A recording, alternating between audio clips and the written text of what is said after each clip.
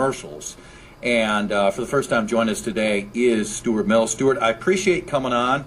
Is it okay if I get to some of the very serious questions early, and then I'll get to the lighter ones later? Yep, get right to it, Chad. Let's dive in. Okay, do you use conditioner each time, or is it just kind of every couple times? Well, rinse, lather, repeat, but that's not what my campaign's about. My campaign is about making sure that we have jobs in our part of Minnesota so we can afford to live here. We have some great opportunities for job creation here in northeastern Minnesota, and in Congress I intend to make sure I'm a strong advocate for that. I'm going to stand up for our Second Amendment rights in Washington, D.C. Rick Nolan is F-rated by the National Rifle Association. He has more than earned that failing grade from the NRA, and certainly somebody who thinks Obamacare is great, he thinks it's a great first step to government-run single-payer health care, is out of touch with our part of Minnesota, and Rick Nolan is truly out of touch. So let me put you on hold. Rick Nolan was on with Esme Murphy this Sunday, and Esme asked her about the ads. The ads are absurd, and the reason why I try to joke about the start is often they've talked about Stuart's hair, Stuart Mills III, the yacht, and so Esme asked Rick Nolan about the ads and the role they've played. The DNCC ads arguably may have made Stuart Mills a much higher recognition in terms of his name recognition than you. Do you think these ads that have focused really a lot on the fact that he is from a wealthy family and the fact that he's got long hair really have done you any good? No, quite frankly, I don't. I mean, the campaign is not about his hair or his wealth. It's what kind of public policies that you advocate. And if I could call the DNC and the DCCC and say, take those ads off the air, I would. I don't like them. My friends and supporters don't like them. I don't think they're doing us any good. But if I did that, I'd be breaking the law. Stuart, as I bring it back, do you think the ads offered up by the PAC supporting Rick Nolan have actually helped you? Well, yes, I think they've backfired because they are out of line with our values in our part of Minnesota. It's bullying and it's personal attacks. But, Rick Nolan has changed his tune. He was a big vocal supporter of those ads to begin with, but now that they've backfired, he's come out against it. So it's another example of a classic Rick Nolan flip-flop. Do you think he's played a role in any way with those ads, the fact that they are on the air? Well, yes. I mean, his ads very closely parrot those lines, and certainly you can go to his YouTube channel and see his ads and can compare it directly to the DCCC's or the House Majority PAC ad, that's Nancy Pelosi's Political Action Committee, and you can see that the narrative has been very similar.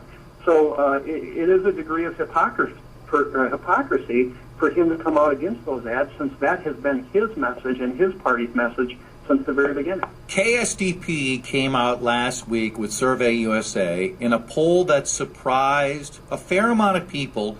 I don't think people may have been surprised if you had a small lead, or they would have been surprised if Rick Nolan had a small lead, but it came out and you were up by 8 points. What was your reaction when you saw that? Well, that's indicative of everything that we've been seeing throughout the district. I mean, we're up in Virginia, Minnesota today, and we're traveling all across the Iron Range. I'm from the Brainerd Lakes area. We go to the southern part of our district, down in the North Branch area, the Princeton, the Cambridge area, and really there is such great universal support all across our part of Minnesota for our campaign.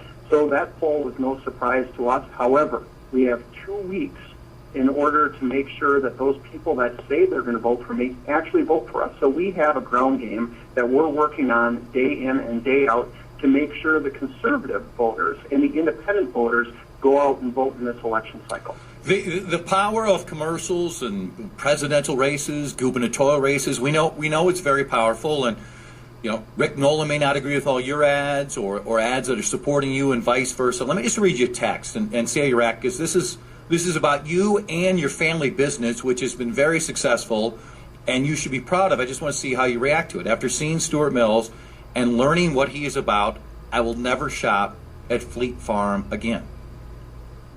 Well, that's somebody else's opinion. They certainly have that right.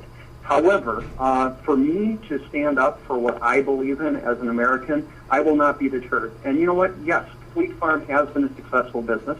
We're not publicly traded. There's no private equity money. There's no venture capital money. It's hard work, sweat of the brow, investing back in our business. and we have a lot to be proud of, and we're willing to stand up for America. We're willing to stand up for our Second Amendment rights. We're willing to stand up for the free enterprise system, and also we're willing to stand up against Obamacare. I'm the plan administrator of Fleet Farm's self-insured health plan. That covers over 6,000 of our team members and their family members. And we've seen firsthand what Obamacare has done to our plan. Not only our plan, but the 140,000 Minnesotans that have lost their plans underneath Insure Obamacare. So you know what? For me standing up for our country and our state and our part of Minnesota, I have nothing to be ashamed of. And if somebody doesn't want to shop at our stores because of it, that is their right. However, I am not going to sit back and not be an advocate for the things that have made this country and this state great. What is your specific alternative to the Affordable Care Act? Well, it's a combination of two things. It's on one hand legal protections and social safety nets, and the other hand the free market. So let's talk about the social safety nets. Minnesota, up until the end of this year, had a good social safety net. A high-risk pool started in 1976 called MSHA, Minnesota Comprehensive Health Association. It was a high-risk pool that if you had a pre-existing condition, had a lifetime maximum, or had a catastrophic health event, and you didn't have insurance, you had a good, solid social safety net you could fall back on. And also legal protections such as HIPAA, the Health Insurance Portability and Accountability Act, that allows you to go from one plan to another plan without having to worry about pre-existing conditions. But also, we have to look at the free market in order to bring medical inflation in line with the inflation rate of the rest of the economy, because that's one of the most disastrous things to what's happening in healthcare right now, is the fact that the inflation rate in the medical economy is growing at such an exponential rate. But that includes buying and selling insurance across state lines, making sure that we're able to more fully utilize our health savings accounts. Right now, underneath Obamacare, they're limited. Tort reform, and probably the most important thing is price transparency in the medical economy, so we can be good stewards of our healthcare dollars, whether they're from a traditional insurance plan or whether they're from our health savings accounts. So it's basically what we stand for as Americans, and that is a good, solid social safety net underneath the free market and freedom and opportunity. 8th District Congressional candidate Stuart Mills, good enough to join me. It's 1244. Chad Hartman here with you on CCO. You mentioned the Second Amendment a couple times. Let me read from a Star Tribune story which covered the debate, the only debate you guys had. On guns, Mills touted his A rating with the NRA and said Nolan's positions on restricting semi-automatic weapons and limiting magazine capacities were not in line with the district values. Nolan shot back to Mills, "I don't need a semi-automatic rifle to shoot a duck. Maybe you do. Maybe you should spend more time on your shooting range." Give me again the specific areas where you think Rick Nolan has ventured too far in a part of the state where people want to hunt, people want to have the ability to protect themselves, but we all understand, I think, that there are areas where you still can have laws and legislation to protect people. Well, let's go back to Rick Nolan's statement during that debate. That is another example when he told me that I should spend more time practicing on my shooting range. That's another example of Rick Nolan's personal attacks against me, which now he says that he's against now that they're backfiring. But Rick Nolan has more than earned that failing grade from the National Rifle Association. He actually voted in favor of a national gun registry, and then he wanted to ban smaller framed sized handguns. And then he gets back in Congress and he wants to ban semi-automatic rifles, the ones that he thinks that look scary based on cosmetic characteristics, and have the government tell us how many bullets that we can have in our gun. So no, he is completely out of step with our part of Minnesota when it comes to his views on Second Amendment. You know, he says he's for the Second Amendment. He says that he hunts. However, when he gets to Washington, D.C., he advocates and votes against our rights, our constitutional rights and liberties. Are there certain areas where you disagree with the NRA? No, actually, I think the NRA has been a good organization that has advocated for our Second Amendment rights. And, you know, we probably would not have the Second Amendment in our current form if it wasn't for the strong advocacy of the National Rifle Association and its over 5 million members. But aren't there areas where you we've had too many tragedies. There's no doubt about it. The biggest issue is mental health. Okay, the biggest issue is coordination. But are there any areas of limitation of guns that you would advocate for? Well, let's take a look. I mean, recently we had a terrorist attack on American soil with a knife where a lady was beheaded.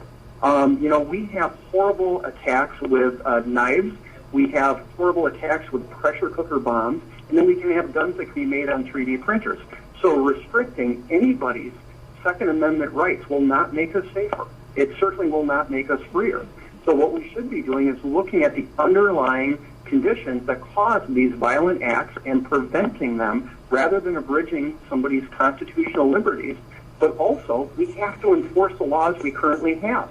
That's the most fundamental thing that we have. Rather than passing new laws, which are just going to take guns out of law-abiding citizens and deprive them of their due process and Second Amendment rights, let's enforce the laws we currently have. And that's the nose, the camel's nose, the Democrats are trying to put underneath this tent that's the United States of America.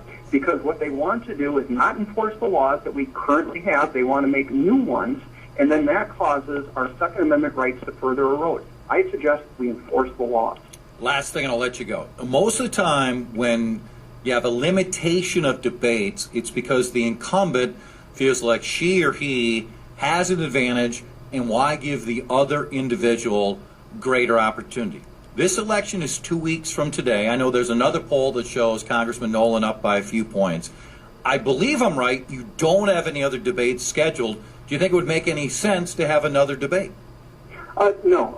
Right now what we're working on is our ground game and retail politics, shaking hands and getting our folks to turn out. And anybody who wants to see that debate can go online, can watch it on YouTube. One debate has more than served the public interest, especially when we're in an age of instant information. So if anybody wants to see Rick Nolan against Stuart Mills, they can watch that online. And you know what? The debate has taken place. It's taken place in social media. It's taken place in the street corners.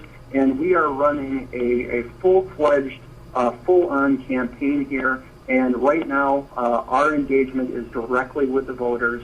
And for us to have any more back and forth probably would not make any sense. Stuart, I appreciate your time. Thank you very much, sir. Thank you. Appreciate it. Stuart Mills with us. It is